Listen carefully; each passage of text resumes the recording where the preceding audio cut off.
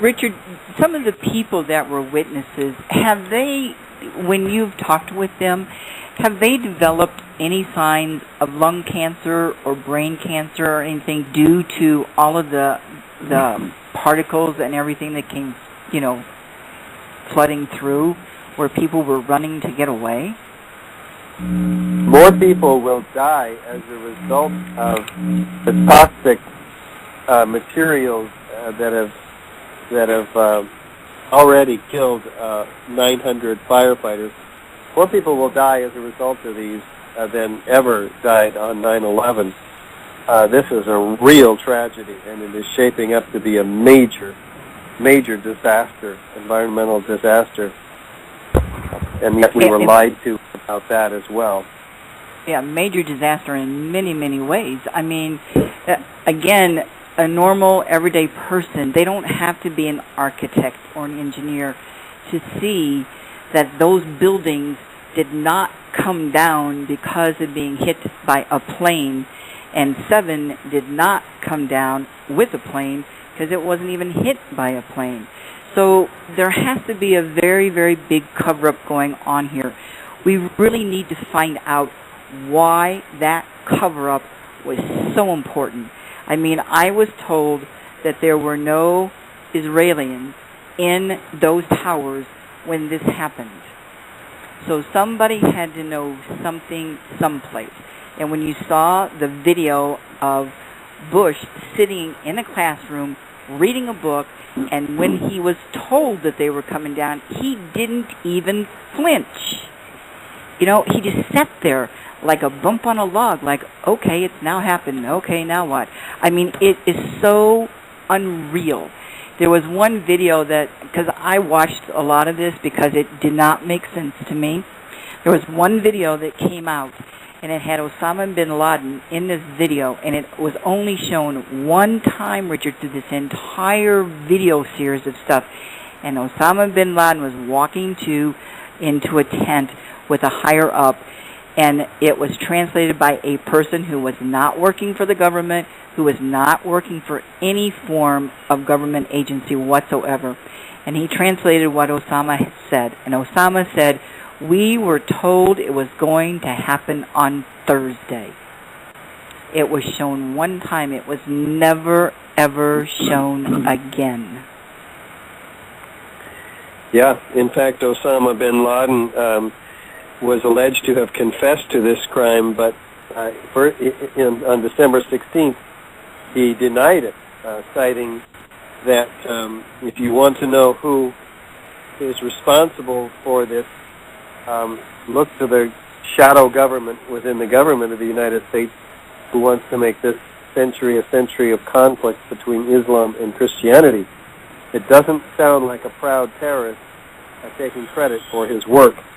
The one film that they did show of Osama bin Laden theoretically, allegedly taking credit for the work was clearly a man that was much different in facial structure than Osama bin Laden. We have a theory to that, Richard.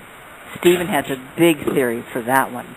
Okay? He'll have to tell you that theory because it's a pretty good one. Okay?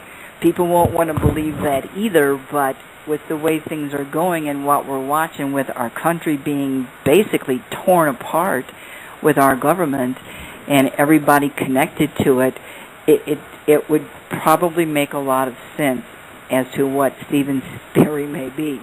And I almost would agree with him. And we'll talk about that. I know we only have a half hour, so we can't go into that right now. But let's talk a little bit more about your group's investigation. Now, you have architects, you have engineers, you have many people working on it. When you started this investigation, how many people, Richard, did you have at that time helping you with it? Well, there was nobody. I heard about this on the radio 6 years ago while I was on my way to a construction observation meeting, and I heard David Ray Griffin on the radio talking about the explosive testimony that was given by 118 of these 500 firefighters who were recorded in October of 2001 were talking about their experiences of all these explosions. They would describe it like pop, pop, pop, all the way around the building, like a belt, all these explosions. You know, that's one of a series of quotes. Others are talking about flashes of light and then seeing the building coming down, all these flashes of light. Well, this testimony never made it into the official reports. That's criminal. This is extremely important information. Never made it into the 9/11 Commission. So we want a real investigation that includes all of these 118 firefighters alone. And plus on our DVD, the 9/11 Explosive Evidence Experts Speak Out, we have all of these witnesses talking about these explosions, not just the technical experts talking about the evidence as they see it and watch the videos and describe that buildings, high-rises, don't behave like this. If there was going to be a collapse, it wouldn't come straight down suddenly, almost. It wouldn't accelerate straight down through the path of greatest resistance the way the North Tower does, for instance, with falling at 2/3 of free fall acceleration. They say it would have been starting with large, slow collapse as it would hit the next floor and react and have a jolt, and then if it was going to collapse at all, it might kind of begin to slip slowly and fall off the side of the building. But no, what you see is a series of tremendous explosions traveling all the way down the face of the building, just like the firemen described. Pop, pop, pop. They even talk about controlled demolitions, exactly what it looks like. And then the whole building in 12 seconds, both of them. 12 seconds, they are gone. That's absolutely extraordinary, unprecedented, and obviously, in and of itself, calls for an investigation into the use of explosives. Now, give out the website again, also the website where they can get tickets and the DVDs.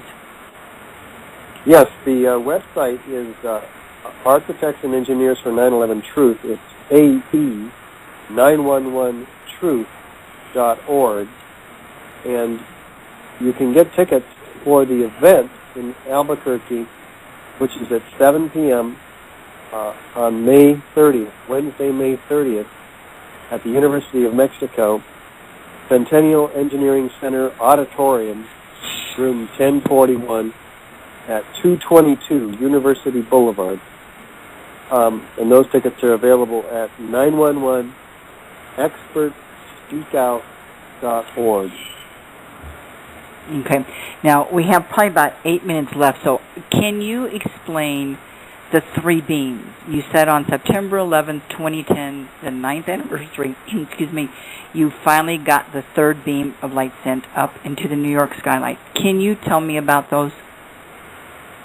Yes, we found that Building 7 is so key to people's understanding. See, we all think we know how the Twin Towers came down, jet fuel, melting steel, or weakening steel, and but the Building 7 wasn't hit by an airplane, and it looks exactly like a controlled demolition because it is one. So when people see that, they really get it. Now, then their minds are open. So what we've done on the eve of 9/11, at the 10th anniversary, we erected a third light beam into the sky, and that represents Building 7, because we believe Building 7 is the key to obtaining justice for the lives lost in the Twin Towers. Now, do those beams shine all the time, or are they there on certain times? How does it work, Richard?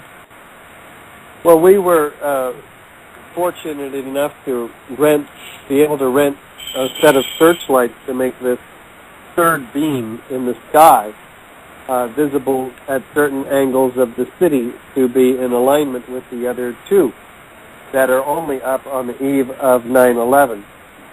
So that has come down. We've got some great photographs on our website, AE911truth.org. and that that's become a kind of a logo of ours.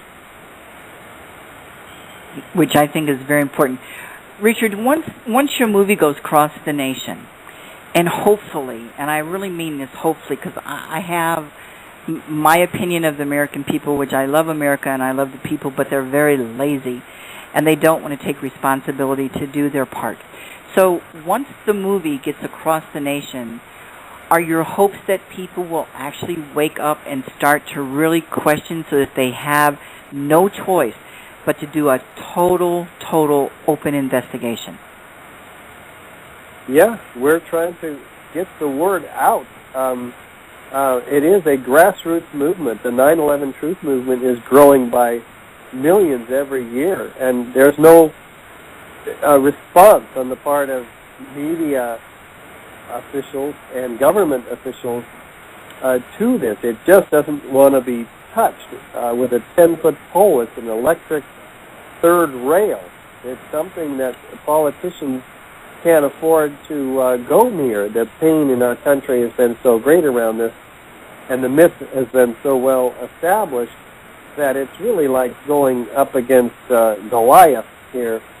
But individually, we can reach out to people we know, and there are millions of people now who are aware of the information because people feel passionate enough. They realize that if 9/11 was some sort of controlled demolition of these Twin Towers, that makes it sort of an inside operation, right? Because Al-Qaeda probably didn't have access to these buildings. So that means the whole thing was a scam designed perhaps to get us into Afghanistan and Iraq, which is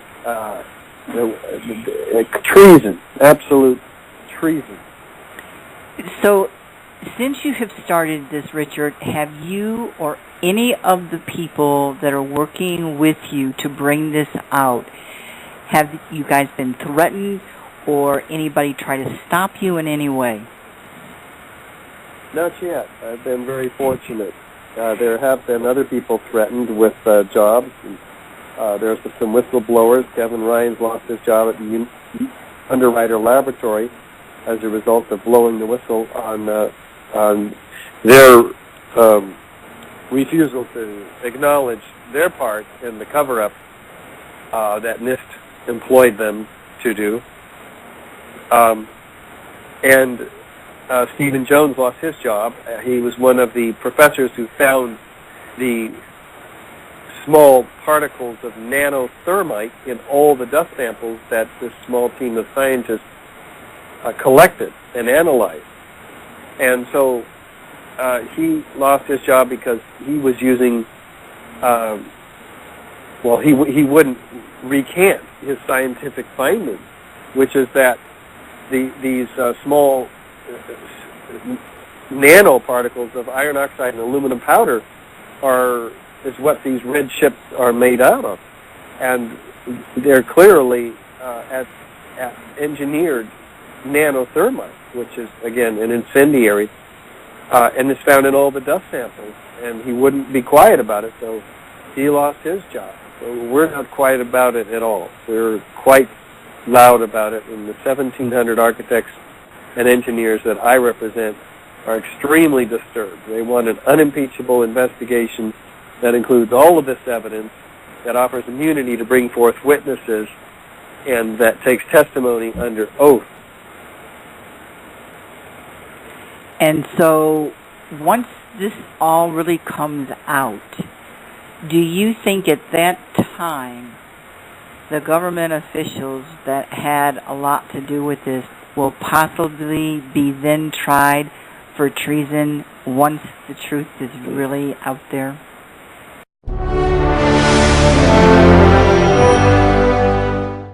Someplace. And when you saw the video of Bush sitting in a classroom reading a book, and when he was told that they were coming down, he didn't even flinch.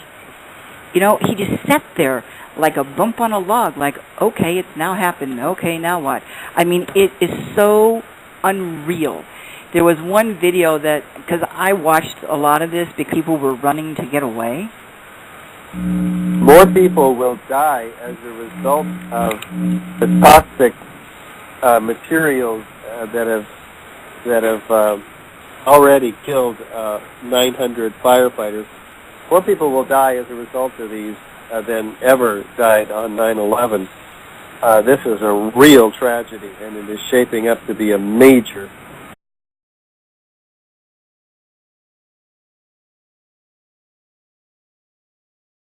Richard, some of the people that were witnesses, have they, when you've talked with them, have they developed any signs of lung cancer or brain cancer or anything due to all of the particles and everything that came, flooding through, where it could not come down with a plane because it wasn't even hit by a plane? So there has to be a very, very big cover-up going on here. We really need to find out why that cover-up was so important. I mean, I was told that there were no Israelis in those towers when this happened. So somebody had to know something. Major disaster, environmental disaster. And yet we were lied to about that as well.